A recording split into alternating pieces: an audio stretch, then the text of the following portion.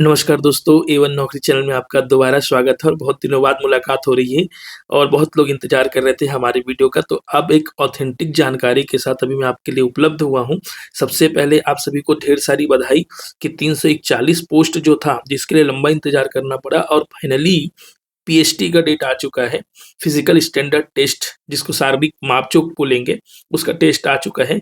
सूबेदार उप निरीक्षक और प्लाटून संवर्ग, इसके लिए हम बात करें, जो कि गृह विभाग में 2 स्टार का आपको ओहदा, इज्जत और मान सम्मान देता है। तो ये नोटिफिकेशन आया था 26/12 को और मैं कुछ इंतजार कर रहा था ताकि आपके पास ऑथेंटिक प्रूफ के साथ चीजें ला सकूं। इसमें मैं आपको बताने वाला हूं जो पीएचडी हो रहा है एक्चुअल में, वहाँ पे आय प्रमाण पत्र की दिक्कतें आ रही है ओबीसी कैंडिडेट को। ठीक है, उसके अलावा हाइट, चेस्ट और जो आप लोगों का फ्लैट फुट है और नौकनी है, उसके बारे में क्या वहाँ पे हो रहा है, किन कैंडिडेट को बाहर कर रहे हैं, किन कैंडिडेट को इन कर रहे हैं, उसका डीवी में क्या लिख रहे हैं, ये सारी चीज़ों का डिटेल करूँगा अभी अगले 10 मिनट में। ठीक है, चलिए सबसे पहले जो आप लोग को एडमिट कार्ड जारी होगा 6 जनवरी से लेके 6 फरवरी 2026 के बीच में 30 दिनों का ब्रैकेट लिया गया है। 30 दिनों में आप लोगों का जितने भी कैंडिडेट है लगभग उन सभी का पीएचडी करना है और ये जो एडमिट कार्ड है वो 10 दिन पूर्व ही जारी कर रहे हैं। समय लिखा है रिपोर्टिंग 7 बजे और पीएचडी का टाइम है 8 बजे से। तो जनरली ऑफिसर जो है वो 8-9 बजे से ही स्टार्ट कर रहे हैं। आप इससे कुछ पीछे भी जाते हैं, कहीं आप लोग को ट्रैवल करना है तो आप थोड़ा आगे पीछे करके जा सकते हैं 9-10 बजे तक। लेकिन कोशिश ये रहे कि टाइमली पहुंचे तो आपका मेंटालिटी वहाँ पे अच्छा रहेगा। अब देख लेते हैं हाइट और चेस्ट का, क्योंकि आप लोग जो दिलाने जाने वाले हैं वो तो आप लोगों को पता है कि आपकी हाइट कितनी है। देखिए सबसे पहले जब नोटिफिकेशन जारी किया गया था तब मांगा गया था 168 सेंटीमीटर पुरुष अभ्यर्थियों के लिए, सारे एसटी, एससी, ओबीसी, जनरल। लेकिन ये अपडेट हुआ है एसटी कैंडिडेट के लिए, वो भी आपको मैं बताता हूँ। दूसरा, महिलाओं के लिए 153 सेंटीमीटर मांगा गया था। ठीक है, और सीना जो है वो 81 सेंटीमीटर और 5 सेंटीमीटर फुलाने के बाद 86 होना चाहिए। लेकिन ये महिलाओं के लिए नहीं लागू होगा, ध्यान रखना। चेस्ट है ना, सिर्फ हाइट होगा और इस प्रकार से ये हाइट होगा और चेस्ट महिलाओं के लिए नहीं होगा, पुरुषों के लिए होगा। अब देख लेते हैं कि ये जो 168 सेंटीमीटर है वो एसटी कैंडिडेट के लिए कितना हुआ था। ध्यान देंगे, जब पीएससी का कॉरिकॉन्डम शुद्धि पत्र आया था और इसके लिए हमने प्रॉपर आवाज उठाया था, काफी कैंडिडेट से बात किया था और काफी राज्यों में एसटी कैंडिडेट की हाइट कम मांगी जाती थी और यहाँ छत्तीसगढ़ में काफी ज्यादा मांगी जाती है, जबकि बस्तर सरगुजा क्षेत्र वाले आदिवासियों भाइयों का हाइट ऑलरेडी इनबिल्ट कम होता है। तो उसको 168 से दोस्तों इसको खत्म करके 163 सेंटीमीटर किया गया अनुसूचित जनजाति वर्ग के लिए। ध्यान रखेंगे, जो कैंडिडेट 168 सेंटीमीटर नहीं है करके नहीं निकल रहे हो घर से, उनको बताओ 163 सेंटीमीटर हाइट मांगी गई है एसटी कैंडिडेट के लिए। और सीना जो 81 था वहां पे, उसको कर दिया गया कितना बताइए, 78। और चेस्ट में फुला करके आपको करना है 83। 5 सेंटीमीटर आप लोगों को चेस्ट को फुलाना है, मतलब जिस प्रकार से आप लोगों ने प्रैक्टिस करी होगी उसके बाद 83 होगा। तो ये सिर्फ और सिर्फ एसटी कैंडिडेट के लिए है, ध्यान रखेंगे। तो उन सभी मित्रों को बताइए। ये हो गया पहली बात। इसके लिए हमने भाई ये वीडियो भी डाला हुआ है, आप ये वीडियो देख सकते हैं। हमारा प्रयास था कि भाई अलग अलग राज्यों में अलग अलग हाइट है और कम है, छत्तीसगढ़ में इतना ज्यादा क्यों? तो उसके लिए सरकार ने फिर शुद्धि पत्र की और कहीं ना कहीं इसका फायदा हुआ। अगला देखते हैं। अब मैं आपको एडमिट कार्ड से रिलेटेड सेकंड चीज बताता हूं जो आप लोगों को जानना है उस सेंटर में जाने से पहले। प्रवेश पत्र आप लोग ब्लैक एंड व्हाइट में भी निकाल सकते हैं, जरूरी नहीं कि आपका प्रवेश पत्र कलरफुल हो। ध्यान रखेंगे, ये बारकोड को नष्ट नहीं करना है। यहाँ पे आपका application number, date of birth, gender, है ना, ये निवासी, ये सारी चीजें लिखी रहेंगी। वैसे तो यहाँ पे सभी लोग छत्तीसगढ़ के लोग हैं, वही अलाउ है। ठीक है, यहाँ पे आपका नाम लिखा रहेगा, यहाँ पे फादर्स नेम लिखा रहेगा, ध्यान रखेंगे, और माता का भी नाम लिखा रहेगा। तो इनसे संबंधित कागजात जरूर ले लेंगे। आपका आधार कार्ड से ये प्रमाणित हो जाता है कि आपके पता, एड्रेस, जिसका और नाम, date of birth. Date of birth के लिए अगर कुछ ऊपर नीचे हो तो 10th का सर्टिफिकेट आपके लिए सबसे कारगर चीज है। 10th के सर्टिफिकेट में फादर का नाम भी वेरीफाई हो जाता है। ये आप चीज भी पोस्ट के लिए अप्लाई किए हैं। ठीक है, यहाँ पे आपका साइन रहेगा। ये आपका डेट लिखा हुआ है दोस्तों, ठीक है? किसी का 8 जनवरी, किसी का 9 जनवरी, पूरा 6 फरवरी तक रहेगा, ठीक है? और यहाँ पे टाइम लिखा रहेगा, रिपोर्टिंग टाइम लिखा रहेगा। इस बीच में जो है थोड़ा-सा शिथिलता रहती है, आप लोग कर सकते हैं। ये ज़रूर पढ़ लीजिए क्योंकि ये ज़्यादा ज़रूरी है।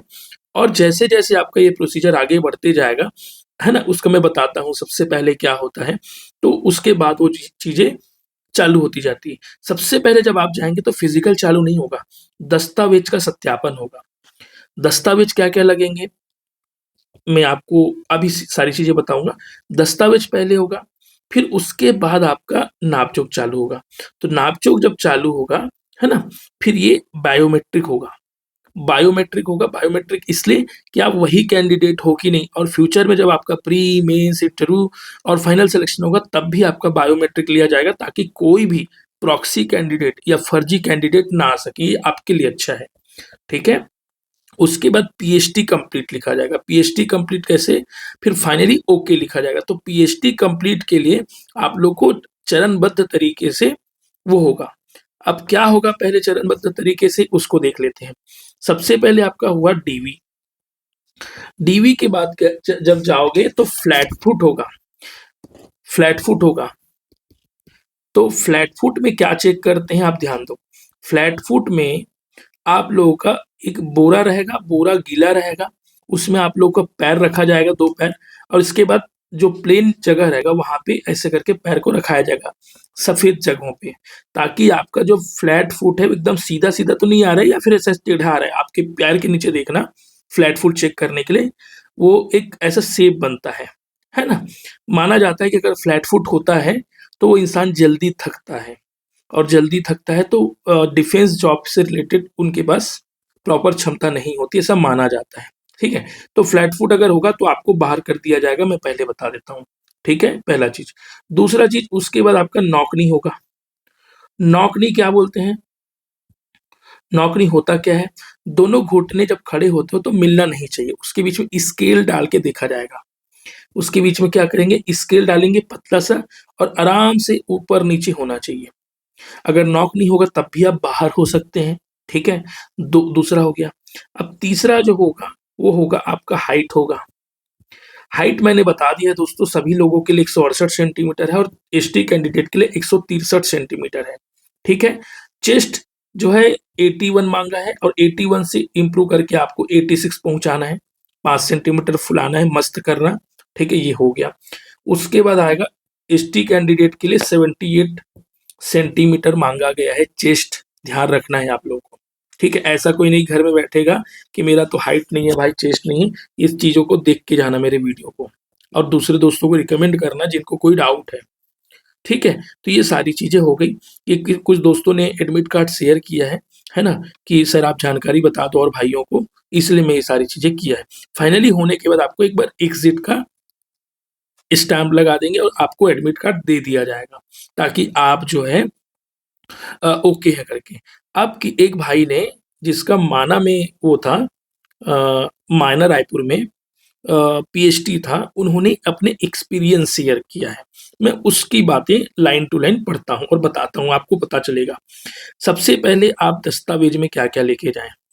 10वीं का मार्कशीट, कई-कई लोगों का सर्टिफ़िकेट और मार्कशीट अलग-अलग होता है। एक हो गया सर्टिफ़िकेट और एक लोगों का मार्कशीट, दोनों लेकर के जाएँ। सीजी बोर्ड वालों का मार्कशीट ही सर्टिफ़िकेट है। सीजी बोर्ड वालों का मार्कशीट और सर्टिफिकेट एक ही माना जाता है, ठीक है? ग्रेजुएशन, क्योंकि ग्रेजुएशन मिनिमम रिक्वायरमेंट है सूबेदार के लिए, एसआई के लिए, तो ग्रेजुएशन में जो भी आपने पढ़ा है और ऑल सेमेस्टर वाले हो तो पूरे सेमेस्टर का मार्कशीट लेके जाओ, साथ में डिग्री लेके जाओ, ठीक है? अगर नहीं है तब भी जाना है, ध्यान रखना है, नहीं है तब भी जाना है।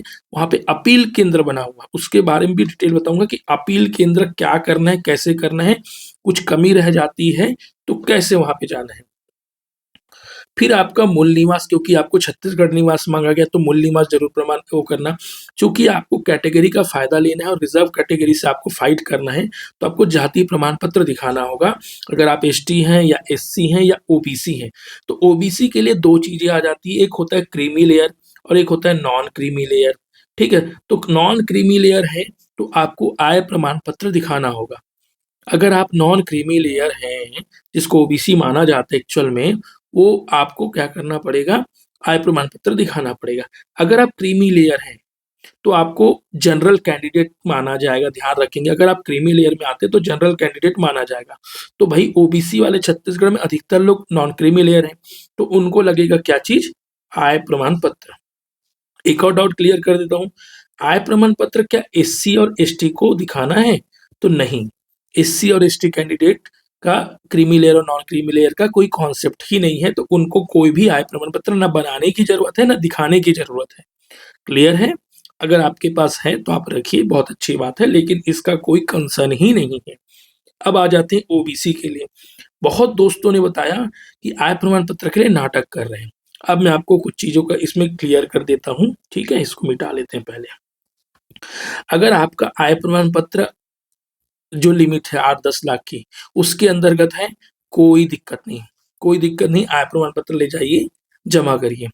अगर कोई किसी का फादर गवर्नमेंट जॉब में है और उसका तनख्वाह वो जो 8-10 लाख के स्लैब से पार करता है, तो वो अपना पिताजी का फॉर्म 16 जो डिपार्टमेंट में देते हैं साल भर की इनकम का, उसको भी ले जा सकते हो, पहला चीज। अगर आय प्रमाण पत्र नहीं बना है तो। दूसरा चीज, आय प्रमाण पत्र बन गया तो बहुत अच्छा। अगर नहीं बन पाया इस समय तक, आपने अप्लाई किया है, तो उसका एप्लीकेशन नंबर ले जाओ कि भाई मैंने अप्लाई किया है, नहीं बन पाया है। और दोनों काम नहीं क्यों नहीं ही बना है, तो वहां पे बना है अपील डेस्क, जो कि डीएसपी लेवल अधिकारी हेड करेंगे, जो भी होगा। तो ये होगा अपील डेस्क। अपील डेस्क में करना क्या है आपको बता देता हूँ। आपको वहां जाना है और एक आवेदन लिखना है। आवेदन लिखना है कि सर, मैं आय प्रमाण पत्र नहीं बना पाया हूँ कुछ कारणों से, लेकिन मैं फाइनल जब डॉक्यूमेंट वेरिफिकेशन होगा उस समय तक मैं अपने आय प्रमाण पत्र जमा कर दूंगा। नहीं जमा कर पाया तो मुझे जनरल कैंडिडेट ट्रीट किया जाएगा, सामान्य वर्ग का कैंडिडेट ट्रीट किया जाएगा। मेरी बात आपको समझ में आई? इस प्रकार से आपको अपील करना है। वहां फॉर्मेट भी होगा, किसी भी वहां पे जो अधिकारी होंगे उनसे मांगेंगे तो वो दे देंगे।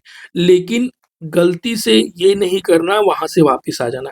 आपको अपील किसी भी चीज के लिए, चाहे आय प्रमाण पत्र के लिए हो, 10th के मार्कशीट के नाम में अंतर हो, या कोई भी चीज हो, मैं बता दूं, बाहर करने का अधिकार किसी को नहीं है। आपको अपील करना, फाइनल टीवी में भी अगर आप डॉक्यूमेंट नहीं लाओगे ना, कुछ ऊपर नीचे तब भी आपको बाहर नहीं कर सकता, आपको मौका देगा। 1 महीना, 2 महीना, 3 महीना, तब भी आपको मौका मिलेगा। तो इस चीज का ध्यान रखना है, अपील जाना है। कई कैंडिडेट, एसटी कैंडिडेट वाले भाई लोग को इन्फीरियरिटी रहती, डर रहता है, या एससी कैटेगरी वाइज मत लीजिए, कभी कभी इन्फीरियरिटी रहती है कि भाई कैसे जाए क्या जाए। बिल्कुल डरना नहीं है ना। तो आपको अपील केंद्र में जा करके करना है। साथ ही साथ आप लोग आधार कार्ड वगैरह जो है आप लेकर के जाइए, पैन कार्ड लेकर के जाइए। अब देखिए, सभी डॉक्यूमेंट का ओरिजिनल मांगा जा रहा है, सभी डॉक्यूमेंट का ओरिजिनल मांगा गया है। ओरिजिनल क्यों मांगा जाएगा वो आप लोग को पता है, ठीक है? उसके अलावा देख लीजिए, ओबीसी वालों का आय प्रमाण पत्र एक चीज और बोल रहे हैं कि 22-23 का ले जाओ, 23-24 का ले जाओ, 24-25 का ले जाओ, अभी बनेगा 25-26। ये तीनों का मान्य है। ये एक बंदे ने अपने एक्सपीरियंस शेयर किया, उस चीज को बता रहा हूं मैं आपको, ठीक है? तो इन तीनों ईयर का, किसी भी ईयर का हो, पुराने ईयर का हो, उसको लेके चले जाना, ठीक है? ये हो गया। जो साथ लेकर नहीं गए उनसे आवेदन लिया गया कि पीएचडी होने तक किसी भी आवेदन लाके जमा कर दें। समझ गए? पीएचडी 1 महीने का है। अगर किसी के पास 1 महीने के अंदर बन भी जाता तो वो दोबारा ला करके जमा कर सकता है, दोबारा ला करके जमा कर सकता है। क्लियर है? ठीक है। कई लोगों को अभी भी असमंजस है कि अभी बनाया हुआ चलेगा या नहीं चलेगा, तो आप सब लोग को बता देता हूँ। तो इसीलिए ऊपर वाला बताया गया है कि तीनों चीजें आप तीनों ईयर का ले जा सकते हो, तो चलेगा, ठीक है? अब आगे देखते हैं। अभी जो आप लोग आय प्रमाण पत्र बनवाओगे वो वित्तीय वर्ष 2024-25 का होगा, और थोड़े दिन बाद बनाओगे तो 25-26 का बनेगा। तो सभी मान्य है, निश्चिंत होकर के बनवा सकते हैं। रायपुर में मान्य है, रायपुर में मान्य है मतलब सभी जगह मान्य है, क्योंकि सारी क्राइटेरिया एक जैसी है। चलिए आगे देखते हैं। जो लोग क्वालिफाई हैं उनके प्रवेश पत्र में सील लगाकर वापस कर रहे हैं, और बता भी रहे हैं कि आप क्वालिफाई हो। वो आपको भी पता है कि आपने सारी चीजें कर ली, और नहीं डाउट है तो आप पूछ सकते हो, सर मैं कहाँ क्वालिफाई नहीं हूँ, ठीक है? हो गए। जिनका डिसक्वालीफाई, उनका प्रवेश पत्र में, प्रवेश पत्र को फोटो कॉपी करके रख रहे हैं और बता भी रहे हैं कि आप डिसक्वालीफाई हो, ठीक है? तो वो आप लोगों को बता दिया जाएगा। रिपोर्टेड टाइम 7 बजे लिखा है, लेकिन आप उसी दिन अपने अनुसार थोड़ा बहुत देर से भी जा सकते हैं। क्लियर है? क्योंकि 7 बजे लाइन से नहीं होता है, बहुत सारे कैंडिडेट पहुँच जाते हैं, आप 2-4 लोग लेट भी हो जाते हैं तो कोई दिक्कत नहीं है। तो सील-विल इस प्रकार से लगा रहेगा, आप लोग देख लेना। कई लोगों को शासकीय सेवकों के पुत्र-पुत्री वाला डाउट था, मैंने क्लियर कर दिया है, फॉर्म 16 ले जा सकते हो दोस्तों। और साथ ही साथ आप 3 साल का जो आय प्रमाण पत्र है पिछले, उसमें से कोई भी 1 साल का ले जा सकते हो, और वो भी नहीं है तो आपको अपील केंद्र जाना है और अपील करना है। सिर्फ ओबीसी की बात नहीं कर रहा हूँ, कोई भी कैंडिडेट कोई भी दिक्कत हो तो अपील केंद्र जा सकते हैं। उसके अलावा और क्या बताऊँ, बाकी सारी चीज़ें लगभग क्लियर है। आप लोग पीएचडी जाइए, आराम से दीजिए।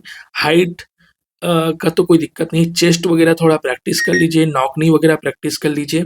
और इसी के साथ मेरे चैनल में बहुत सारे वीडियो सीजीएसआई के डले हुए हैं। एक जिज्ञासा मैडम है, सब इंस्पेक्टर ऑलरेडी ट्रेनिंग कर रही हैं, उनके द्वारा हिंदी सब्जेक्ट भी पढ़ाया गया है। अगर आप प्लेलिस्ट में जाकर के देखेंगे तो उसमें दिख जाएगा। बहुत सारे लोगों का इंटरव्यू है, किस प्रकार से तैयारी करनी है, वो भी आप चैनल में जाएँगे तो दिख जाएगा। मैं इसी के साथ आप सभी को शुभकामनाएँ देता हूँ।